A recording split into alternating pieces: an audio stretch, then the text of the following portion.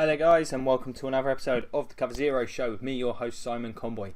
Today's episode is another game preview. This is one of my favourite matchups of the week. We've got the Washington Redskins heading to KC on Monday Night Football to take on the undefeated Chiefs. Yeah, it should be a good one. The Chiefs, probably the most impressive team thus far this season, playing pretty well on both sides of the ball, particularly that defence. And the Redskins, I had a dominant victory over the Raiders in a real surprise last week, and started to show some signs that they may be a team that's starting to come together this season after some pretty spotty offensive play. I think this is going to be a real big test to see where that team is this season and whether they are a legitimate contender or not. So, as always, I'm going to be going through what I believe to be the key matchups in this game, how I think both teams are going to game plan and attack this one, and how I see the games going at the end of the day. So, we'll start with the Chiefs offense against the Redskins defense. Now, the Chiefs offense, I feel like we've got a good idea of what they are at this point in time, and that's basically a three-headed monster of playmakers with a solid offensive line and a quarterback doing some of the best work of his career at this point in time. And this Redskins secondary, they're really talented, so that's going to be, for me, an absolutely fascinating matchup. So we're looking at Tyreek Hill. Is that the guy Josh Norman covers? I mean, I guess it has to be. You look at Chris Conley. Is it Aldrick Robinson? The only other options they've got a wide receiver. None of them particularly terrifying prospects. So that's certainly going to be a fascinating matchup. You've got Travis Kelce. I'm not sure how the team's going to look to deal with him. You've got Mason Foster's not the best coverage guy. I don't think this linebacking core's got anybody that can kind of keep up with Kelce. Not that there's many linebacking cores that do at this point in time.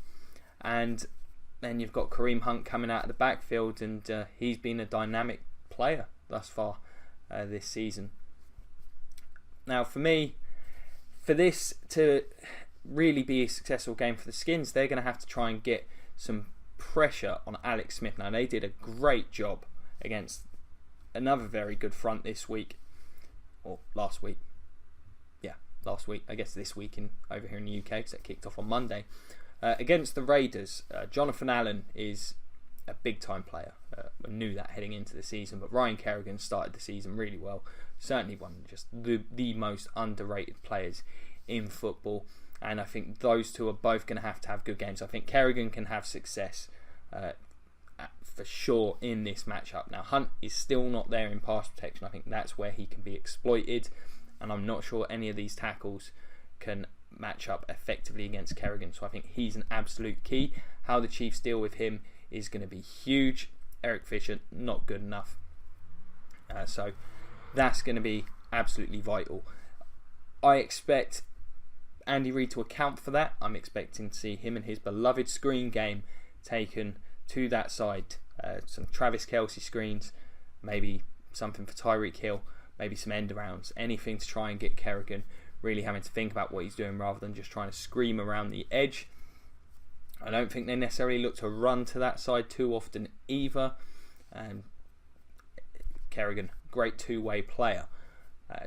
Expect to see a healthy dose of Kareem Hunt. Everything they look to do is built off of him, and they tend to try and get him going up the middle of the field early on those sort of zonal type runs. I'm not expecting to see any kind of changes. Their game plan has looked consistent thus far this season. I think they're going to attack him in the same way, and then they're going to build off of that with some play action. They're going to take their shots with Tyreek Hill. They'll have some creative uses for him. Take a couple of shots, have him just going across the field, trying to make the most out of that speed. Definitely expect to see an end around in this one to him as well. Once again, just trying to get into Josh Norman's head a little, make him run around, do a lot of work, rather than just being able to just line up and play man coverage on him all day. Not that that's really what this Redskins defense is looking to do. So how well Kareem Hunt can run against this front, that's going to be interesting, because the Skins did a really good job the last couple of weeks against, well, actually they weren't great against the Rams, but they weren't bad. I think they're a solid front against rushing teams. As I mentioned, Allen, really, I think the key to that, he does an absolutely stellar job. Mason Foster has been a very good run defender for this team. Perry Riley as well is an underrated player. So I think that it could be some tough sledding for Kareem Hunt. I think they're going to have to try and get him going to the outside. Their guards, the interior of this line is more athletic, I think, than people would have thought. I think that's why they like this Duvernay Tardif fellow. He got his contract extension despite being widely unknown. So I'm expecting him to be leading the way on a few plays to the outside.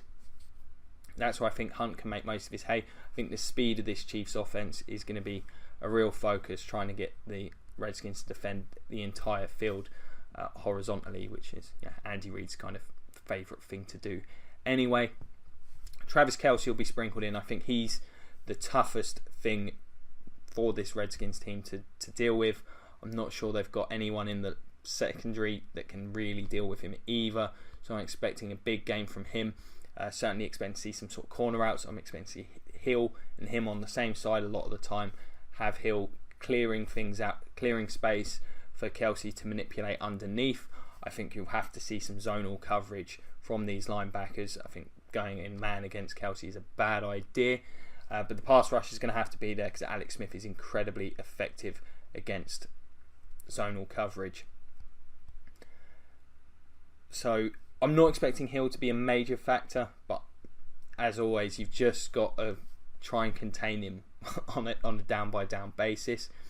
If you're the Redskins, I think you have to attack this game with a heavy zone blitz type scheme. Be willing to bring some guys.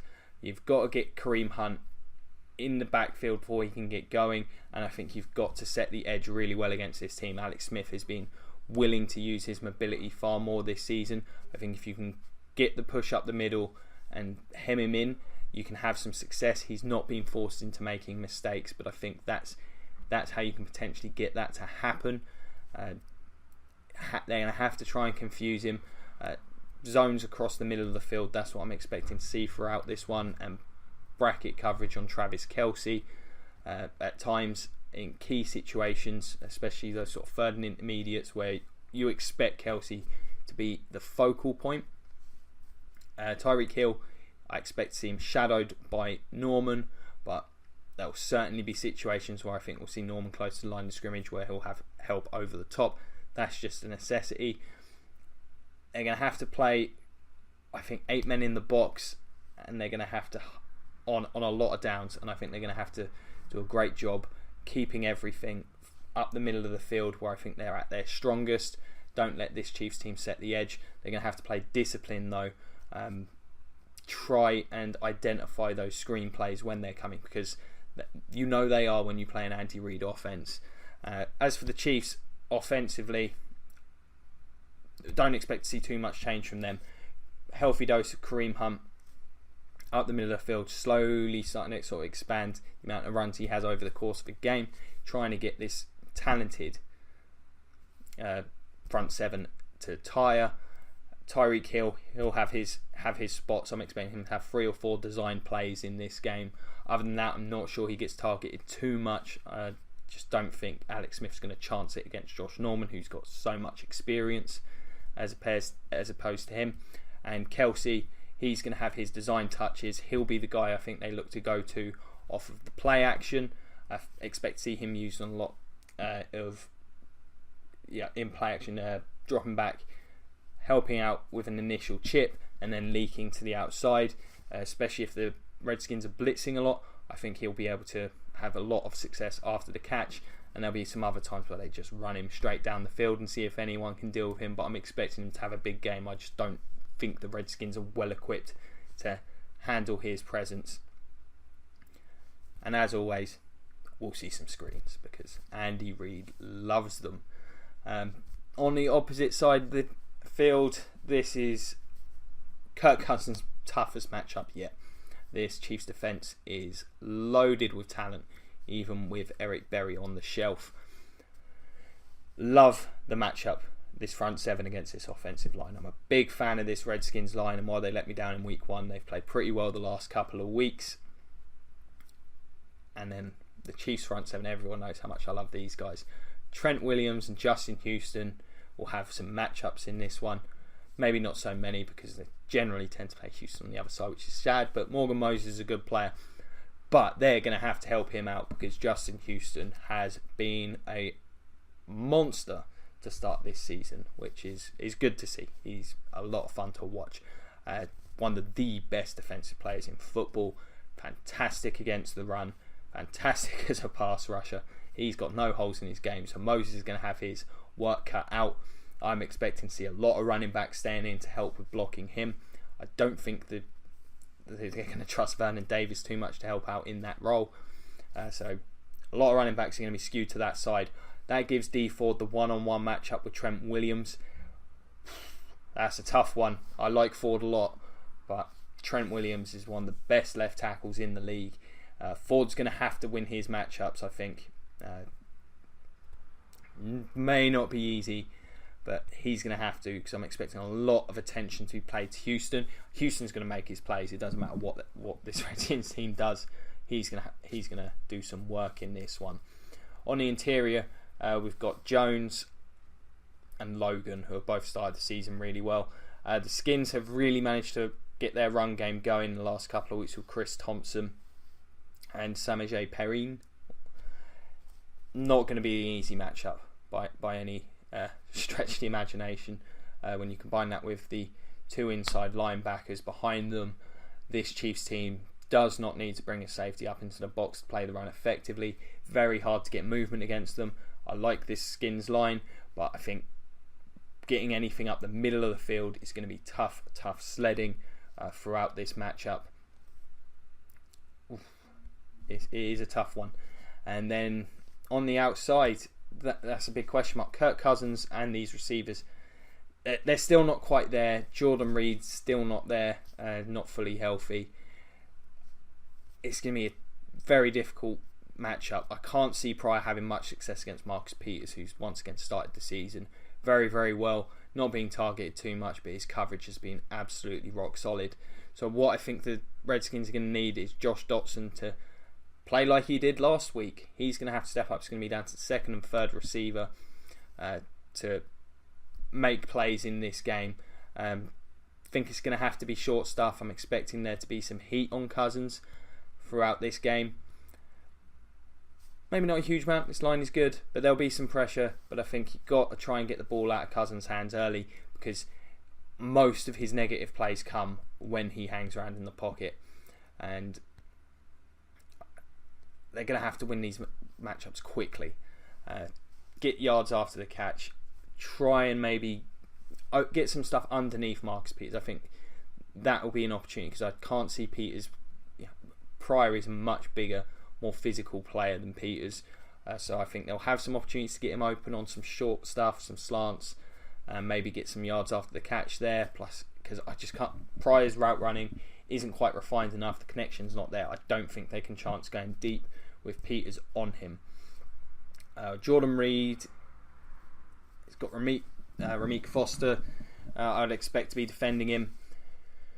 I don't know how healthy Reed is. If he is, then he's going to be a big target in this game. But I'm expecting the Chiefs to give Foster some help. I don't think they worry about anyone else too much, which is why I think it comes down to Jamison Crowder and Josh Dotson to have some success. I expect to see them on opposite sides of the field so that Cousins can have some actual options looking on each side. But I think they should mix those two up from the slot to the outside, get different looks against these corners, show a different skill set to these corners, and try and manipulate those plays. They're going to have to stay dedicated to the run, because that is what this Redskins team does best.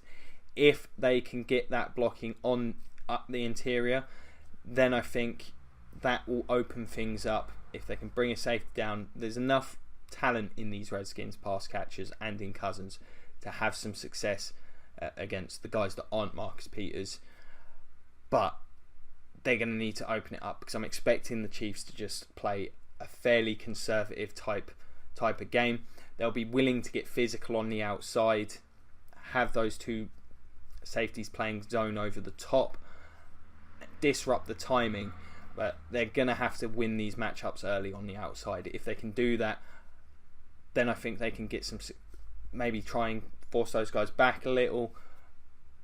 Then they can maybe get some space to run up the middle of the field. If they can't do that, it's going to be very, very difficult. But that's what's going to have to happen. They're going to have to open up the run game with some passing. The play action is going to have to be there. This Chiefs team is very, very good defensively when they can just run and chase and read. They're at their absolute best. That you've got to be able to get some misdirection type plays in there. Once again, this is a team that quite likes its screen game, so expect to see a little bit of that in this one. Not sure how much success they'll have. I'd imagine the Chiefs see as many screens as anyone in practice. I don't think I'm ever going to talk about screens as much as I do in this video ever again, but that's just how it is. So I think they're going to have to be very creative in how they attack this Chiefs team. They're just tough. They're such a good unit, and I don't think they're going to be able to get big plays over the top. The Chiefs do such a good job of taking that stuff away. It's going to have to be grindy. It's going to have to be efficient. They're going to have to try and wear this team down, and this is where I think Rob Kelly's probably missed, because that's where he could be the most effective. But if they can get Chris Thompson to the outside on a few plays, which is going to be tough, maybe try and get him outside on D Ford's side, because Houston has just been an absolute monster containing his side of the field thus far to start the season. That's going to be big. Thompson for me is the X factor for this offense. If he can just break a couple of big runs, I think that will open things up for some of the other guys.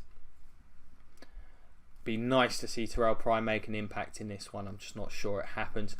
This is the kind of game I can see Kirk Cousins forcing things a little. I think he struggles to maintain discipline when this team isn't going deep often enough, and I think the Chiefs will be able to play on that and force him to make a couple of bad decisions to the safeties playing over the top. They've got to get these linebackers moving to misdirect them. I think maybe some rollouts, that kind of thing. Cousins can be effective doing that. I don't like him throwing on the run enormously, but I think they're going to have to do that. If they play too static, I think they're going to get just beat down. Really am liking the Chiefs at the minute. You might be able to tell I'm pretty high on this team. So yeah, I mean, I just have to favour the Chiefs to win this one. I'm not expecting it to be a high scoring game. I actually think both of these defences are going to do a very good job containing the other team.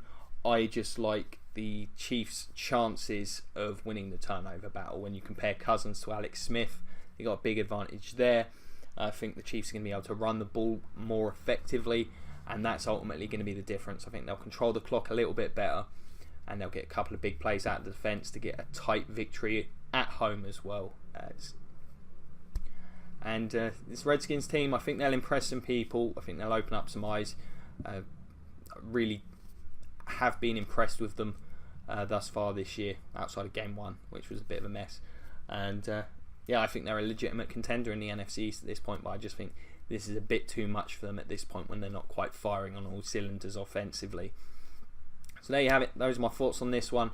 Really, really looking forward to this game. A hell of a lot more than I would have thought if you'd asked me in week 1 or before the season began. As always, what do you think of this matchup? Give us a shout. Let me know, whether it's in the comment section below, the Cover Zero Facebook page. Find me on Twitter at Simon Conboy. Always happy to talk football. And as ever, if you could watch some more episodes, that'd be grand. We've got the Cover Zero Roundtable. It's going to be live over the next few Tuesdays. Me, Dan and Arnie talking about every game that's happened, every game that's upcoming for that week. Obviously not every game that's happened. That would be an absurdly long episode. And going over the week's news that we consider significant, because frankly a lot of it's not. Previews, reviews, they're going up all the time. We've got some new stuff planned next week, so hopefully you'll check that out as well. If you could like, share, subscribe, check out the Patreon, which I will be updating at some point, because I did that a while ago and haven't done anything with it. Got a much better idea where the channel's going now at this stage. So that would all be grand. as ever, thank you so much for watching. Really do appreciate it. It's been a pleasure as always. Have a great evening and go Bucks.